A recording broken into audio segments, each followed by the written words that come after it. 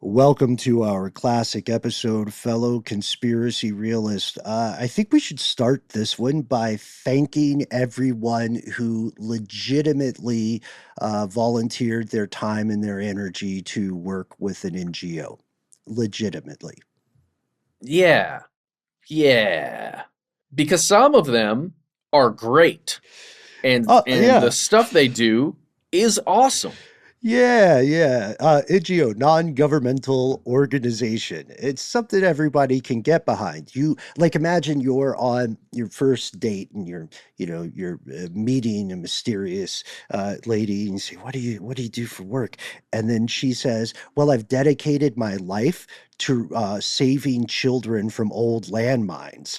Like, holy crap, you're Amazing. a saint. Yeah. Yes, indeed. I sell loose cigarettes by the Wawa. You know what I mean? We're a match made in heaven. Is Real Wawa power like couple. a measurement? Is that like some sort of It's a metric chain system of thing? like convenience okay. stores. I thought you meant like by the truckload, by the Wawa. Oh, get I it. like that too. I like it as a unit of measurement. Guys, there's a non-governmental organization in South Carolina that I just learned about called El Cheapo Gas, and they're everywhere. And they're an NGO? No. But I guess technically they're a non-governmental organization. Yeah. Yeah. So what is not a non-government? An NGO really is, in many cases, the term comes from international aid. Mhm. It comes from attempting to create solutions in step with but distinct from government efforts. So like the US can support Greenpeace in different capacities, but you can't work at Greenpeace and then fulfill certain government positions. Yes. Or you can't have worked in those positions and then join Greenpeace. Dude, can I just say I just Googled El Cheapo Gas and their website links directly to the most GeoCities Web 1.0 website of all time. And the URL is Summers Oil. And it says Adobe Flash Player is no longer supported. Uh-oh. It is wild, man. So you're saying don't use your credit card there. I think it's entirely possible. They're using the same code that 4chan was, I guess. I think you're also saying that everybody outside of El Cheapo is a non-GeoCities organization. It's entirely possible. Right? It's under construction. So our classic episode today is why don't nations trust NGOs? Yeah. And as we enter this world of USAID going away, NGOs are going to be doing a lot more of the work out there in other countries, right? So let's keep that in mind as we listen to this episode. From UFOs to psychic powers and government conspiracies, history is riddled with unexplained events. You can turn back now or learn the stuff they don't want you to know. A production of iHeartRadio's How Stuff Works.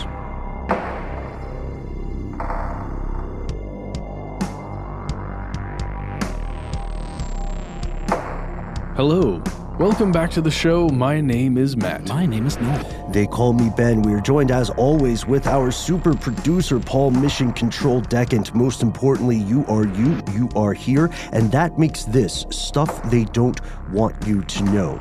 In today's episode, we're revisiting a topic we picked up in 2014, both as a video and as a short audio podcast. This is something that may be controversial to some people. It may be personal to some of us listening today, and we're going to do our level best, as always, to stay objective. We're talking about non-governmental organizations, the street name NGOs. Most of us are vaguely aware of these institutions, and oddly enough, they're defined by what they are not rather than what they actually are. They're just non-governmental. The whole definition is the thing that they are not in the name. And that's tricky because this is an umbrella term. It encompasses everything from, the Red Cross or the Red Crescent to Greenpeace, from the World Wildlife Fund to Oxfam, and so many, many, many, many more. And typically, these organizations are going to focus on a distinct set of concerns or problems, right? Human rights, equality, or fighting dysentery. It's usually the kind of stuff every human being can get behind, solving world hunger. It's philanthropy. Yeah, saving the cute animals. Yeah, doing the right thing. I always confuse philanthropy with philandering. Those aren't the same thing, are they? In a way, they both mean lover of men. That's true. Or lover of humanity. It's true. I confuse them as well. NGOs are all about distribution, and it might surprise many of us, especially people who've donated to one cause or another. It might surprise us to learn that NGOs are not as squeaky clean and as utopian as their proponents would have us believe. In fact, many people, a growing number of people, will argue that these institutions and organizations are at the very least disingenuous, maybe even evil. We'll get to that. But first things first, what exactly is this term we're throwing around? What is an NGO? Here are the facts. Our old pals at the Oxford English Dictionary have a fabulous definition for what an NGO is. They define it as a non-profit organization that operates independently of any government, typically one whose purpose is to address a social or political issue. And in fact, the term non-governmental organization was created in Article 71 of the Charter of the United Nations in 1945. And that's when a select, club, I guess you could call it, of international non-state agencies were given observer status to some of this body's meetings. Yeah, so that means that, let's just make up an example. Let's just say the Red Cross is now allowed to hang out in the room during meetings that might be applicable to its mission, right, to save lives. They don't get to vote because they're not countries. They can maybe make some speeches, right? But the big thing is they do not have voting power. And there are other entities that have observer status in the United Nations. This is different because that select group of organizations and institutions that were allowed to be called non-governmental organizations were already very, very politically connected. They were already kind of in the room. Now they just get the name drop and the official designation. But again, like you said, Noel, they are addressing social or political issues. The only common factor that this original group had back in 1945 was that they were not government agencies, and they weren't technically businesses. They weren't making money hand over fist, or if they were, that was a secondary aim. Yeah, well, isn't the idea that they're nonprofit or not-for-profit? Right. NGOs, like that's one of the major points? Right. Got it. Right. Now they can distribute money. Yes. I'm very into distribute today. They can distribute money or funding and take donations. And take donations, of course, from any number of donors, but they're not supposed to keep it and roll it over. They're supposed to invest it in their mission. So originally, the UN said, okay, you're going to be advocating for human rights, you're going to be advocating for the environment, or quote-unquote development, another umbrella term that can be very tricky.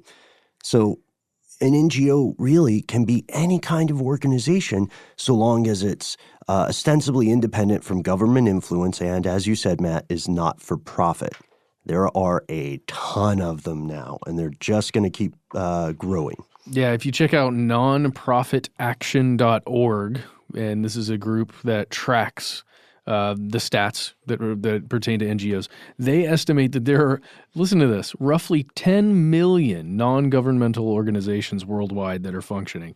And I mean, that's a lot, right? If you think about that. And as Ben mentioned, they're not out there trying to make profit for things, but they are trying to function and, quote, do good, do some kind of social good. So they are trying to get in as much money as they can through donations and, as we'll see later, other means.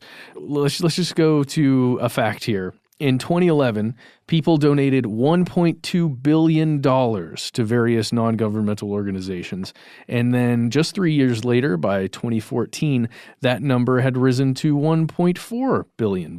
So by 2030, this number is expected to make the meteoric rise up to $2.5 billion. So more than twice what it was in 2011. They are also huge employers. We're talking about a gigantic mass of people. Two quick examples. There are more than 600,000 NGOs in Australia, and their employees make up 8% of the Australian workforce. Wow. 8% doesn't sound huge until you think of, the fact that it's the entire nation and continent of Australia. What do you think sets Australia apart? Oddly enough, not that much. The NGO industry is huge in the United States as well as Western countries. Part of the reason it seems so big is because, again, the term has so much leeway. It encompasses so much stuff. One NGO can be doing something entirely different and irrelevant to the aims or activities of another NGO. But get this. If all the NGOs in the world were a country, they would have the 5th largest economy in the world. That's according to Johns Hopkins. So they're here. They're here to stay. They're growing. As we pointed out, they are going to be at least a $2.5 billion business within the next, 10 years. And a ton of people worldwide depend on them both for employment and perhaps for some aspect of their lives, whether it's from water being treated and cleaned in some remote part of the earth or, shelter being provided and created, as in, talking about development. Mm-hmm. On the good side, at least. Yeah, on the good side. Right. We're throwing shade already. Yeah. So just trying to remind everybody that, we mentioned at the top here, like a lot of people think these things are evil in a general sense. We're just making sure to point out that there is real good that is occurring. Yes. It gets so complicated we haven't even hit it yet, so maybe we'll save some of this discussion for later. # not all NGOs. Yes. And this becomes incredibly important as we continue because our big question is, what do NGOs do? Their activities include, but are not limited to, the stuff we just named: environmental work, advocacy, human rights, social betterment. And sometimes this will happen on a large, somewhat abstract scale, and sometimes it'll happen very locally. Like this NGO is just providing this specific type of water pump to a specific region on a continent. Or we're just passing out life straws. That's what we're doing. Life straws are great, by the way. They're incredibly reasonable if you don't have one. And if you, like me, believe in building go bags for your home or your car, you need a life straw. We've talked about this. Why don't we have something I want you to know branded life straws? I would love that. We did talk about that. Maybe it came up. So you can drink out of a puddle with one of those, right? Yes. That's pretty cool. Yeah. I would do it just for the novelty of drinking out of a puddle. Yeah. I think the only problem is that they can't filter some heavy metals. So according to the latest reports, life straws are not as useful in the continental U.S. as we would have wanted to believe because the pollution is rampant. A different episode. What? No. Oh, man, different episode. So that's a story for a different day, but NGOs are on the front lines in the trenches of combating these problems and making a world in 2085 or a world in 3020 a place where people would still like to live. So the thing is, they're not all created equally, and they have different broad categories. The two big divisions are what we would call operational NGOs and advocacy or campaigning NGOs. They overlap, but they are different entities. So operational NGOs actually have to mobilize resources in the form of their financial donations, things like raw materials, volunteer labor, so that they can actually, keep these projects and programs going. It's a really difficult and complex process with a lot of moving parts, and these NGOs usually have some kind of HQ, a built-in bureaucracy, and all kinds of support and field staff. Then you've got advocacy or campaigning NGOs that carry out kind of similar types of activities, but there's kind of a different balancing act that goes on between them. You still have to raise money, of course. It's the name of the game for any NGO, but on a much smaller scale, and it serves more of a symbolic function in kind of strengthening the identification with a particular cause that donors might have. I mean, it sort of goes into the whole idea of the that's not pure vanity, but there's something of a status symbol involved in participating in some of these NGOs, and this kind of bolsters that. So when you persuade people to donate time, it becomes more valuable. Successful campaigning NGOs have the ability to kind of get large numbers of people to mobilize for very specific issues and types of events. Yeah, the advocacy campaigning NGOs think of them as the raising awareness NGOs. Sure. We'll have funding. We want to keep the lights on. It's more important to us that we get people to volunteer X amount of days out of the year, et cetera. And these distinctions, like a lot of on-paper distinctions, get real muddy when we go to the field. Operational NGOs, if the impact of their projects doesn't seem like it's really moving the needle, then they'll go into campaigning. What are they going to say? No, we don't do that here. And these operational NGOs, especially the big ones, always run regular campaigns, or at least they support other affiliated organizations that are running campaigns. And then sometimes on the other side, NGOs that are campaigning NGOs feel like they cannot ignore immediate real problems in their policy domain. So like if you are an NGO that wants to raise awareness and support in society for human rights or for women's rights, then you may say, the problem here is happening so blatantly, it's so pervasive, and we have the tools to fix it, so we can't hold off. We can't just have a raise awareness dinner or gala. We need to put the money directly into assisting the victims of these crimes. So they can trade back and forth. They're a bit mercurial, a bit chameleon-like, and there are other NGOs that specialize outside of these primary functions, right? Yeah, there's a whole other kind of arm of NGOs called the Research Institute. You've probably heard of these before. They're really great. One of their primary things they do is to increase knowledge and understanding. And these, will range across a whole spectrum, of course, from those, who are just looking to promote academics, like the non-political issues out there that are going to help our world become a better place, to then sending out information across the world or across a population for campaigning to get more money in, right, to then spread more awareness. So it's kind of just like a nice little cycle there of send us some money so we can let other people know this cool thing that now, that you know who we are. And think tanks operate in this realm too. Oh, for sure. Right. Seriously, your political affiliation, I know people hate to hear this, but in this conversation, your political affiliation does not apply. It does not matter. What we're about to tell you is very true. The majority of the time that a politician has a smart policy plan, it didn't come from them because they're typically not going to be professors. It came from think tanks. It came from NGOs. It came from places like ALEC, A-L-E-C.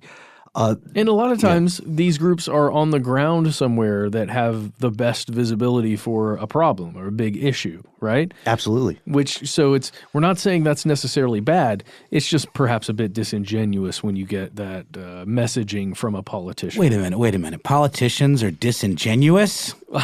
Say it ain't so. Well, we all know this, and we're all jaded to some extent at this point, but it is, I think, good just to know what you were saying, Ben, that these NGOs a lot of times have a heavy hand in policy making. Absolutely. But I think to your point, Matt, they're able to be more specialized, right? So they can, really have the smarts specifically to deal with a particular problem like climate change, or to really help develop a policy where every aspect has been fully thought out and vetted before, these politicians maybe shop around for what they consider to be the best form of that plan. And then they go with the one that maybe has the best backing or the most bona fides, right? Right, or what their masters allow them to endorse, which I know sounds super cynical, but you're right. It's not a bad thing. It's actually a very, very good thing that politicians lean on this expertise because, to your point, Noel, these organizations are more nimble and they will tend to have a depth of understanding that can get lost in a big bureaucratic machine. But, okay, so I know we're getting a little in the weeds here. There is one great, hilarious way to think of NGOs and to differentiate them. And it goes like this. Bingo, Ingo, Gongo, Ingo, and, of course, Quango. Love that band. Wait, was Ingo twice? Ingo, E-N-G-O, and then Ingo, maybe. Ingo. Okay. Yeah. Oh, Ingo. There we go. Ingo. Okay, got it. Okay. Bingo, bango, bongo. All right, so let's do these. You ready? Boingo, boingo. Right. Oh boy, here we go. Just so somebody just take this from this moment on, and you will have all the examples in audio format. Let's just go through them really quickly. These Ready? are the real ones, too. These are the real ones. Let's go. Let's just go round robin. Sure. Is there one in particular you want to hit, Ben? Well, sure. Bingo stands for Business Friendly International NGO. Think of something like the Red Cross. NGO, E-N-G-O. That's an environmental NGO. Think of Greenpeace, perhaps the World Wildlife Fund.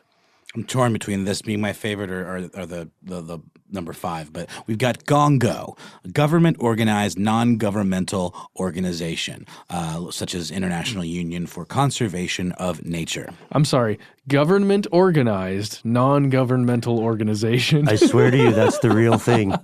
That means that That blasted right past me. that means that a government said, okay, we're going to set aside money, we're going to give it to this place, we're going to start, to your example, the International Union for Conservation of Nature, but then, you all go ahead. Yeah. Take the money and run. And then we have INGO, I-N-G-O, an international NGO like Oxfam. And finally, Quango, I love it. a quasi-autonomous NGO. An example here would be the International Organization for Standardization, a highly important thing. I propose that we start an NGO to change the pronunciation of Quango to Quango. Oh. It just sounds so much more fun. I feel like I know a guy. There's a guy who lives in our neighborhood somewhere whose street name is probably Quango. Then there could be the obvious Ted Nugent tie-in and call it Quango Tango. There we go. Oh, wow. God, I hope his last name's Tango. Quango Tango, if you're listening. That's just cool. We were just in Los Angeles, and I always think of that road that sounds Cahuenga? similar. Cahuenga. Oh, yeah. Yeah, that's an outlier. Because it's like Sunset, Cosmo, and someone in the back is just like, Cahuenga! It probably has great significance to somebody somewhere. My favorite Los Angeles adjacent name for a town is Rancho Cucamonga. Yes. Pretty fabulous. Yeah, it feels fancy just hearing it. Sure does. So all of these things, the bingo, ingo, gongo, ingo, quango, they all get their money from a couple of easily identifiable places or types of places. Membership dues. You're a member of World Wildlife Fund or whatever. So every month or every year you give them money because you want wild animals to still be a thing when your kids grow up. And you get a really fancy, lovely calendar. Or private donations. There's a very clever thing that we'll go back to this second. The other two are the sale of goods and services, right? Buy this mug, buy this T-shirt, a portion of the proceeds, blah, blah, blah.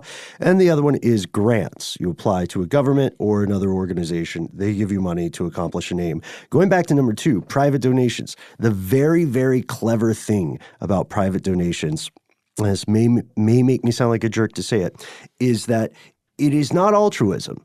For a philanthropist to donate, sure, maybe they want to help that cause, but they're also saving so much money in write-offs when they donate as much, when they donate a portion of their own proceeds. Wait a minute. So is NPR one of these? Well, it's definitely a nonprofit, but I wonder, that's a good question then, because it receives so much government money. It does, but it also does what you're talking about with the pledge drives and the private donations and also lots of grants. You always hear, this funded by a grant from the Johnny and Catherine T. MacArthur Foundation. The Annie E. Casey The Annie E. Foundation. Casey Foundation. The Bill and Melinda Gates Foundation. Exactly. All the big ones. So even if it's not, it certainly functions in a similar way to some of these NGOs that we're talking about. Absolutely. And as big NPR fans, both on the federal and regional level, we just want to say We know that you probably don't like doing the pledge drives either, so soldier onward, folks. You're doing a great job. Yeah. But Ben, Yes. are these groups, they sound eerily similar to those special interests people are always accusing politicians of pandering to. That's right. It's absolutely right, because they are special interests. Their special interests just happen to be ostensibly, again, on the surface, beneficial.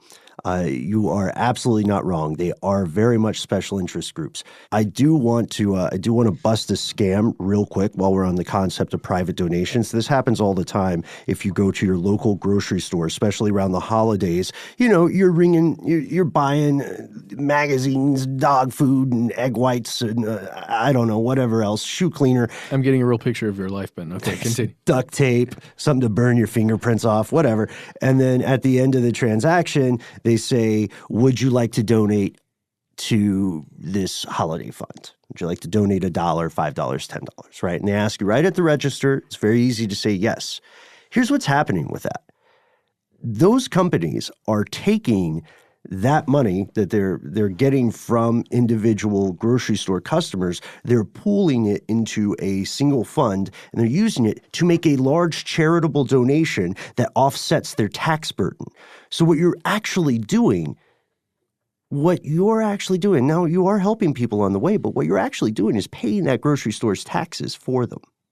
Man, Kroger, why would you do me wrong like that? I'm pretty sure that's what's going on. I would love to be wrong. I think that's called a loophole, Ben. And that's what they found it. But don't you feel like a jerk sometimes? They're like, do you want to donate? And you say, no. What do you say? You're like, I don't want children to have toys. I think dogs should just die, I agree. I think my problem, just personally, and speaking personally here, is that I am so embarrassed by the thought of denying a $1 donation at any point when someone points at me and says, would you like to donate? You're already paying. Just click this thing. Mm-hmm. I have to say yes. So if you ever want to squeeze money out of me, just make it seem like a charitable donation and hit me while I'm doing a transaction. Do you typically give handouts to panhandlers? I did.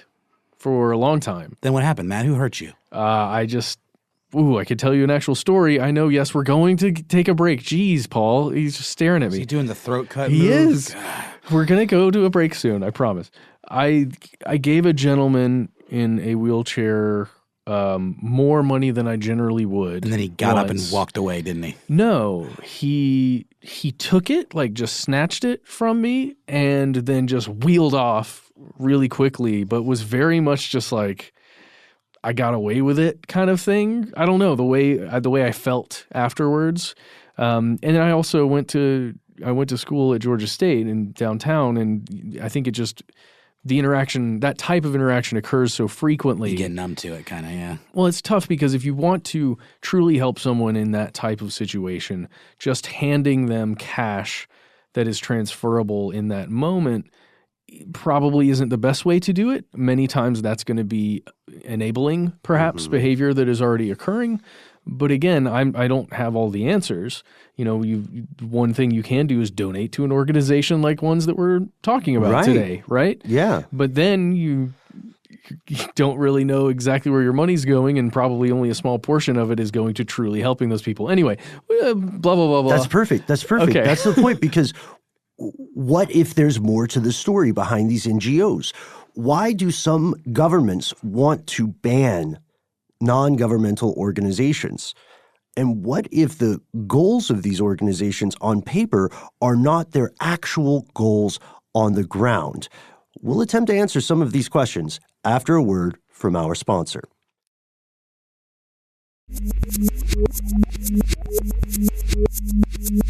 Here's where it gets crazy. So, like many of the things we talk about on the show, things are not always as they seem. There's a problem here. It turns out that, at least in a few cases, folks are quite right to distrust NGOs in the way that Matt had the inkling of a minute ago before the break. Back in 1967, Mike Wallace, the seasoned television journalist From CBS. Yeah, CBS. Mike Wallace led an investigation into reports of CIA front companies, only to find that the CIA regularly used front companies as a way to circumvent laws, domestic and international alike. For example, the 1967 investigation found that the CIA was functioning under the title the Bureau of Public Roads. Yep, the BPR. Oh, Yeah. gosh, so it's all kind of a smokescreen. So let's dig into this, starting with intelligence agency assets. So really quickly before we completely jump in, I just want to give everyone the tools to look at this if they want to on their own. It was called CBS News Special Report with Mike Wallace, and the title was In the Pay of the CIA, An American Dilemma. Yeah, you can watch the entire thing on YouTube. We think it's very much worth your time. Also, keep in mind that all the disturbing stuff you hear about in that investigation happened back in 1967. This is from the 50s to the 60s. And CBS News, one of the largest providers of information, a media company, they were the ones helming this investigation and giving this information to the American public. Here's what they found. So the CIA created front companies. It's not explosive news to anyone, but they used these front companies to donate to legitimate charitable organizations, some of which existed beforehand, right? And some of which were also probably custom made. Wallace characterized these charitable funds, these institutions and foundations as part of the country's financial power structure, and he's very blunt about it. Yes. He says these are large aggregations of private money. They are influencing policy and influencing culture with very few checks on their activities. Very, like when I say check, I mean checks and balances style. Very little oversight. Well, and it's weird too because as they're tracing these things, right? Let's just give an example of something like it was called the Granary Fund, right? Mm-hmm. And it's this organization that takes money in directly from the CIA, right? And it's literally just money goes from the CIA to this thing called the Granary Fund. And CBS News tried to track down where this place was. And they found that it had an address in Boston, Massachusetts, at this one place in this one, room or suite within that building. They got up to that suite, and it was actually a law firm of Hemingway and Barnes. And the person that actually signs all the checks and all of the financial and tax documents for this Granary Fund was one of the major guys there at this law firm who also happens to be a part of the CIA. If you look him up, right, and who's who, mm-hmm. And then you realize that Granary Fund is donating to all these other funds, like charitable organizations and true real life funds. And then you realize, wait, that money that those real funds have is all mixed in with this CIA money. And we're talking about thousands and thousands of dollars. This isn't chump change. And this is a great money laundering exercise. You know what I mean? Yeah. Car washes are for schmucks and amateurs now. So isn't that extortion? Not extortion, fraud? I mean, if people are taking your money and then it's just going into this imaginary smokescreen pot? Well, what do you mean taking your money? You talking about taxes? You're talking about donations. We're talking about donations. Well, in this case, it's the CIA funneling money, taxpayer money, into a fake account or a false company. Then that company is donating to a real fund. And then those funds get distributed however the fund So sees it's not individual donations that are just going off into space. Like Well, it is. It's taxpayer donations, essentially. yeah, right? Well, then that's just theft then. It's not donations at all, right? I think the question here is, are NGOs bilking individual donors, right? Like, yes. Like Paul signs up for the International Institution for the Proliferation of Applebee's, and they want to build Applebee's in developing countries across the world. And then he finds out that his $200 a year donation is actually going to build Chili's or something like that, if it's not doing – I think legally when you donate that money, they can do whatever they want with it. And I think now I would like to say there's some more oversight for charities because you can see all these sites rating charities on their trustworthiness and so on. And there are a lot of other like predatory things that purport to be charities but aren't really. They just sound alike, and they're there to, bilk people out of money. Here's the thing. By donating through these front companies, the CIA specifically, other organizations did this too, the KGB in their time. They were huge fans of doing this. But by donating through front companies, the CIA is muddying the financial waters, making it increasingly difficult to track where this cash goes. And again, it is taxpayer money. And more importantly, what it is spent on. I mean, it makes sense. Think of it this way. Let's say the four of us had, no plans for the weekend, and so we decided to destabilize a region of the world or promote regime change in a country, but due to geopolitical worries, concerns, norms, laws, all that jazz, we cannot risk an open war. We can't just send people in to depose the leader. We can't have a hot war on our hands. Heck, we're at the point where, we can't even get intelligence agency employees over the border as long as they are acknowledged to be intelligence agency employees. Because what we can do instead is get members of an NGO over the border, right? So now our operative, Matt Frederick, Matt, what's your spy name?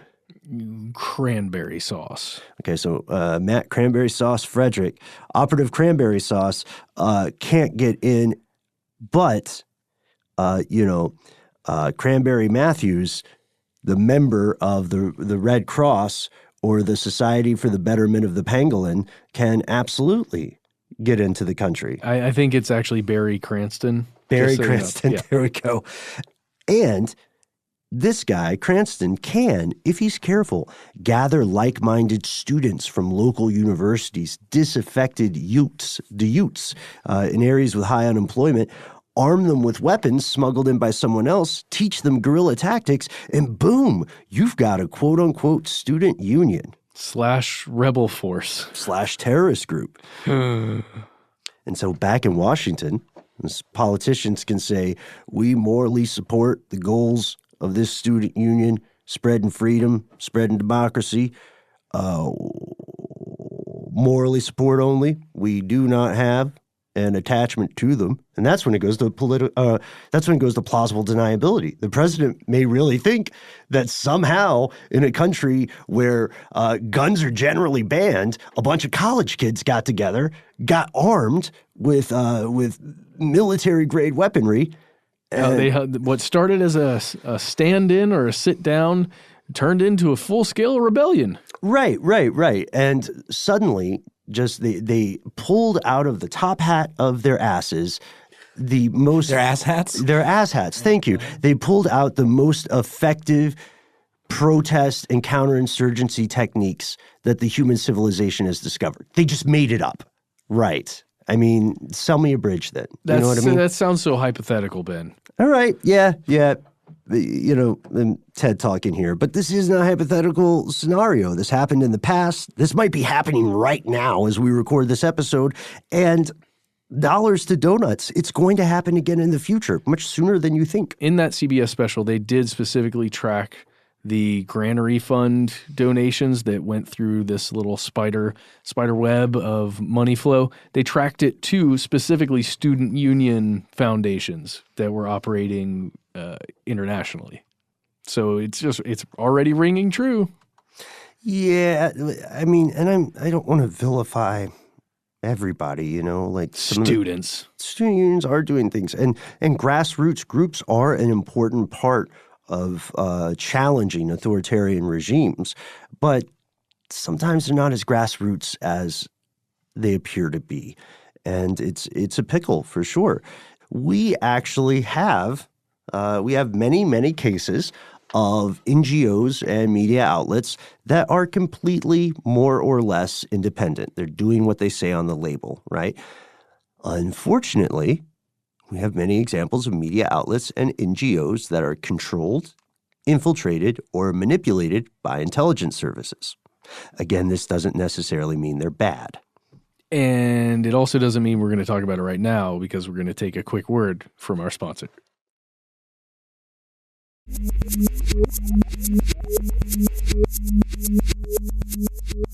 And special thanks to that NGO that was sponsoring us. Maybe not. It's all Illumination Global Unlimited. You're doing God's work. Now that is a fine example of a non-governmental organization. That's true. That's just an NO. That's a non-organization. It's a non-organization. There we go. Yeah. I'm a proud member of a non-organization. It's true, though, that maybe we're overemphasizing this a little, but it's all to the good. Of course, the vast majority of people working at these organizations are not inherently bad. They're not members of Spectre or something. In fact, it's plausible. I mean, it's almost certain that many, many people within these organizations, from volunteers to career staffers, have no idea there's any ulterior motive at play. You know what I mean? It's like you could work at the State Department and have no idea that the IT guy down the hall is actually a CIA asset because he just fixes your email. You know what I mean? Yeah. Is he? And that, of course, doesn't mean all NGOs are currently fronts or even compromised, but it makes you think. It does make you think. The collaboration between NGOs and intelligence services is kind of, like Bill Cosby in Hollywood in the 90s. It's an open secret. In 2010, Joe McSpeeden, which is a great name for an agency official for international development, in fact. He launched a social media messaging network in Cuba called Zunzunio that was very much resembling Twitter. And it was used by thousands of Cubans who were unaware that the project was actually designed to essentially infiltrate their privacy and monitor their communications to get a sense of what was going on the ground there in Cuba. Well, and according to the AP from 2014, it was also to stir up unrest within the country by affecting the populace. Like that was one of the goals of this thing. Whoops. Mm-hmm. Or, score, depending on which side you fall on, another example, Ben, I know this was one of your favorites, was the National Endowment for Democracy, or NED, which was funded by the U.S. Congress. Yeah, this comes to us from an investigative reporter named Robert Perry, P-A-R-R-Y. Perry writes that NED, National Endowment for Democracy, took over the CIA's role of influencing electoral outcomes and destabilizing governments that got in the way of U.S. interests. So do you have a left-wing, duly elected president who's a little bit too leftist? Does this guy have the nerve to nationalize that country's resources, their oil, their gas, their heavy metals, their timber? Or to alter the currency that is being exchanged for those resources? Yeah, you know what I mean? It seems like as far as the geopolitical apparatus is concerned, people can burn flags all they want, so long as they buy those flags with dollars. U.S. dollars. That's, there's a case to make that the real flag of a country is its currency. What was the name of we did an episode earlier today, Ben and I, on Ridiculous History about Ernest Hemingway's younger brother who tried to declare a sovereign nation on a raft. And he had a really cool name for the currency of New Atlantis, right? Scruples. Scruples. The scruple. Oh, love that. Because he thought wealthy people should have a lot of scruples. That's right. I love that. Yeah, that's a true story. But this thing we're talking about, destabilizing governments, that the United States, specifically the CIA, has an issue with. Has an interest in, right? But yes, for various strategic reasons. It's rough that that's the avenue through which it's occurring, through these supposedly, good organizations that are trying to do good for our world. This is really bothering me, guys. You're saying you just think it's inherently icky and wrong. It feels very icky. It's so cloak. I mean, it is okay. It's so perfectly cloak and dagger, I suppose. And yet, you'd think that once it's found out that this kind of thing is occurring, let's say from those reports, that 1967 report from CBS, once that's found out, you'd think, oh well, maybe that ended, right? We figured that out. The world figured it out. It's over now. Yeah, that's the thing, though. I wish there were a better response than, yeah, that's the thing. That's a big oof for me, man. Yeah, places like NED or organizations like NED, these kind of slush funds for foreign policy operations that are not above the board. This is a prolific practice, and it's only a practice because it works. It's not like everybody chose a theme just for the sake of aesthetics. Mm-hmm. There's undeniable proof that the CIA has conspired and is likely conspiring as we speak to execute illegal campaigns in other countries using NGOs and charities as covers. Again, not necessarily the fault of the charities, not the fault of the NGOs. In fact, there's a case to be made that these innocent people may have their lives put in danger if one of these intelligence operations goes wrong. But, you know, with this being such an open secret, like you said, and with that 67 investigation uncovering so much of this cloak and daggery, surely, you know, sovereign nations are hip to this and don't want this kind of influence infiltrating their borders. Surely we would feel the same from NGOs from other countries, you know, masquerading behind this idea of do-goodery, this veil, right? Aren't there laws that would prevent this kind of stuff from happening? It's a good question. There are a lot now. Before anybody in the more skeptical side of the audience relegates this to the land of alarmism and sensationalism and tinfoil hattery, note that other world powers are very aware of this strategy, have participated in it on their own. You can see again in that 67 investigation, there's a little bit of whataboutism on the side of people who say, yeah, the CIA does do these dirty deeds. Done dirt cheap to other countries, but that other powers are doing the same thing. Like there's this fantastic footage of a Russian organized huge concert. It was a blowout, but it was all to make the great idea of Cold War communism more palatable and to make it cool. It was a war for the hearts and minds. And we also know that people take this seriously because many other countries have made laws explicitly banning NGOs, foreign-owned NGOs, from their borders.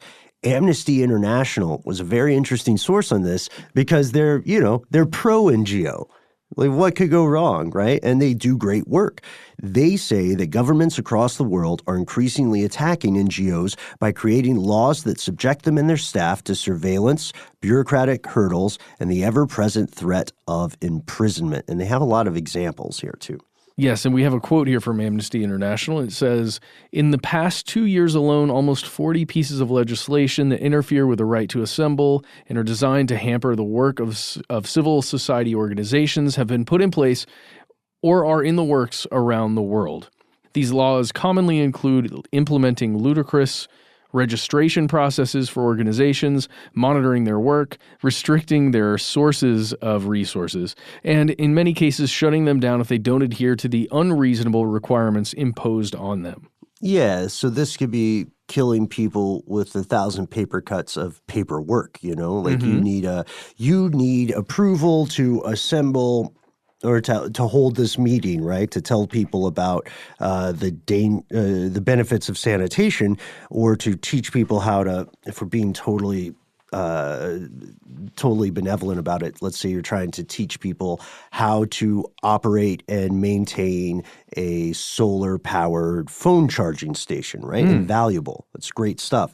And then let's say the country in which you're trying to do this doesn't care for the cut of your jib. And so they say, okay, to hold this class where you teach this, you have to get approval from this authority, and that authority has to approve it 60 days before you do this. However, that approval can only be submitted 30 days before you have the thing. So now you're in a catch-22 bureaucratically. It's weird. It's a weird flex for sure, But we also have examples of specific countries who have started banning or excluding NGOs. Make no mistake, because of these concerns that spies may be infiltrating the country via NGOs. So Pakistan's Ministry of the Interior rejected registration applications from 18 international NGOs in October of 2018, and they dismissed all of the appeals that came without giving a reason. They are clearly very suspicious of these agencies just in general. In Saudi Arabia, the government can deny licenses to new organizations and disband them. A step further even, if they are deemed to be, quote, harming national unity. And this has affected human rights groups, including women's human rights groups who have not been able to register and operate freely in the country. This is a really good example of a couple of bad apples spoiling the bunch, I mean, because as we said at the top of the show, clearly there's good work being done by these NGOs, but because of a few bad actors, everyone, it's like, everyone kind of gets screwed, right? Well, it's also a convenient reason to keep things as they are, right? Like if you're talking especially about women's rights groups operating in Saudi Arabia. That's absolutely right. I mean, if you can just ban a group that is advocating for a certain thing because of reason A. Potential threat to our sovereignty or whatever. Yeah, and that phrase, like I'd love to get your take on that phrase, Ben, harming national unity. Oh, yeah. I mean, same-sex equality is seen as harming national unity in Saudi Arabia. That's right. That's kind of what we're talking about, and you can kind of see that at play. That kind of phrasing at play in countries across the world, even ones that you may live in right now that you identify with as like having this equality thing down pat. Perhaps it's not that way. That's right. I mean, the very basis of your national unity could be on the wrong side of human rights in general, as a whole. Yeah. Those veiled shade at the United States, by the way, just so everybody's aware. Okay. Well, right. take off the veil. Yeah. Okay. Let's in continue. general. But this is an interesting case, and I'm glad you brought it up because in the case of Saudi Arabia, yeah, there might be some insidious intelligence agency activity going on, but it's also just as likely, it's more likely that a lot of those NGOs are getting shut down because they are advocating for things that in the West are seen as inalienable human rights. Belarus goes a little bit further. Any NGO that can operate in the country is closely observed, scrutinized by the state. And if you work for any NGO who tried to register and got rejected, you have committed a crime and you may be imprisoned. You may also just disappear. You should probably get out. Yeah. These are just a few examples. Other countries, Azerbaijan, China, and of course Russia, have introduced more registration and reporting requirements. And if you don't comply, you can be thrown in prison, which is, it sounds weird, to say that you didn't complete some paperwork, so now you're going to jail possibly for a long, long time, especially if you're a foreign national, right? Because usually we think, well, if you don't do paperwork, right, you get a fine for being late, Yeah, unless it's I'm trying to think of like a really bad traffic violation where you actually end up having to go to jail for a couple days if you don't fill out your paperwork, i.e. pay or show up. Sure, yeah. I guess for people on probation, that's paperwork that can get you in trouble. But we mentioned Russia. Maybe we bury the lead a little bit here. Russia is one of the most well-known anti-NGO organizations. They, a few years back, banned all NGOs that they considered undesirable. It's true. The government has regularly labeled NGOs who receive foreign funding as foreign agents, which is a term that you could very easily correlate to ones that are a little more direct, like spy, traitor, enemy of the state. The government applies this kind of thinking so broadly, not only thinking, actual legislation, that even an organization that supports people with, say, diabetes actually could be subject to fines, put on a blacklist of foreign agents and forced to close. This is not hypothetical. This actually happened in October of 2018. Medical, environmental, women's groups, all of these have also come under serious scrutiny and fire from the Russian government. And all of these moves have really galvanized the developing world and launched a kind of a renaissance of anti-NGO legislation. Yeah. And so for anyone listening now who has dedicated their life to service, thank you for being one of the good forces in the world, even though I'm sure at times it feels like you are outnumbered. If you're having a hard time trying to understand why these countries would so profoundly distrust NGOs, think about it this way. If you are in the U.S. or Australia or wherever you're listening to this show, imagine how you would feel if there were organizations from, say, China or Russia or Iran popping up in the capital, popping up in your town, and they were funneling hundreds of millions of dollars given to them by their parent government just to influence your local politics, right? So now it doesn't matter how you vote because there is a new special interest group in town. They have more money than you could ever raise, and they have a bigger say, even though they don't live where you live. And even if it's not specifically influencing politics, but it's influencing some kind of social norm or movement, right? Just that perhaps your immediate area doesn't agree with. I mean, that would be very strange if that money is coming and influence is coming from outside of your own country. That it would certainly feel odd. And it feels like an attack on sovereignty, This would, understandably, here in the U.S., this would generate a lot of anger if people were aware of this, especially if these groups tried to tilt an election one way or another. But suppose they weren't just trying to tilt an election. Suppose they had success doing that, and now they wanted to upend the system of government. This is something that the U.S.-financed NGOs have done in the past. People operating out of those NGOs. Again, the NGOs may have no knowledge of what's actually happening. And this has occurred numerous times. This is rinse and repeat because, again, it works. And the story is not over. Our only conclusion we can make is that NGOs are not going away. The CIA is pretty open about the fact that they dig it. They're like, we like working with these guys. Yeah, they actually have a term for it. They coin it deep cooperation between the agency and these NGOs. And they refer to this whole process as, quote, information sharing, end quote.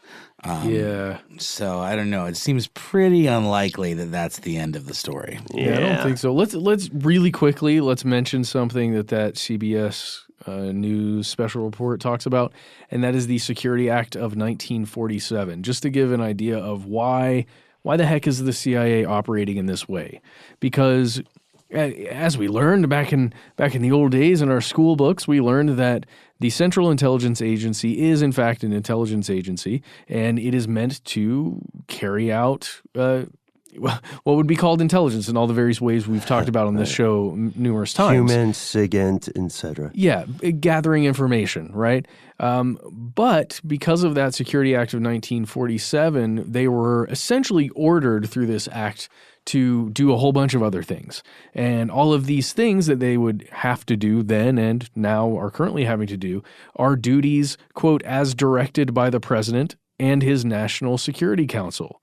And that phrase is so vague, it allows essentially whoever the standing president is and the National Security Council, whichever elected officials are in there, they get to direct the CIA outside of the director of the CIA, or at least nudge very harshly what they need to do and what they should be interested in. It reminds me of the term, which I've always found weird and a little creepy, serving at the pleasure of the president. Yeah.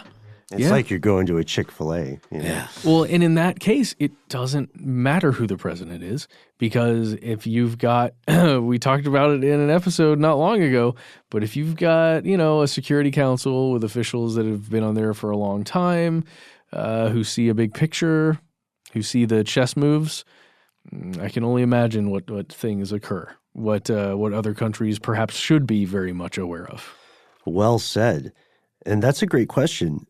Are other nations right to be concerned? Is there a solution to this problem? Or has the money gotten too good? Is the system too effective? The question's not whether the machine is broken, because, there's an argument to be made that the people who are running this thing love it. It's doing what they want it to do. They know exactly what it's doing and what their role in all of it is, for sure. Right. It reminds me very much of diplomatic immunity and functioning out of embassies. Yeah. I was thinking the same thing in terms of the aid workers or whatever, the NGO employees being able to get kind of carte blanche. That's the sort of the root of some of these laws, where they're like, no, you can't come anymore. We don't want you. We know what you did. Are you familiar with the term cranberry? Oh, I know a guy named Cranston. Lock him up. But we want to hear from you. As we said earlier, if you have been abroad or here in the U.S. or in your home country helping out with a non-governmental organization, thank you for the work you're doing. Thank you for making the world a better place. Because for Pete's sake, we need the help.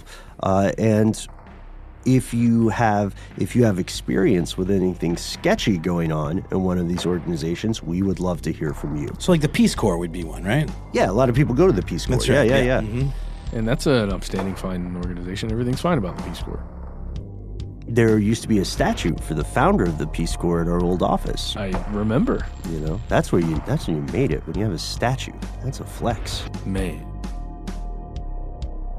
And that's our classic episode for this evening. We can't wait to hear your thoughts. That's right. Let us know what you think. You can reach us at the handle Conspiracy Stuff, where we exist on Facebook, X, and YouTube. On Instagram and TikTok, we're Conspiracy Stuff Show. If you want to call us, dial 1-833-STDWYTK. That's our voicemail system. You've got 3 minutes. Give yourself a cool nickname and let us know if we can use your name and message on the air. If you got more to say than can fit in that voicemail, why not instead send us a good old-fashioned email? We are the entities that read every single piece of correspondence we receive. Be aware, yet not afraid. Sometimes the void writes back. conspiracy@iheartradio.com.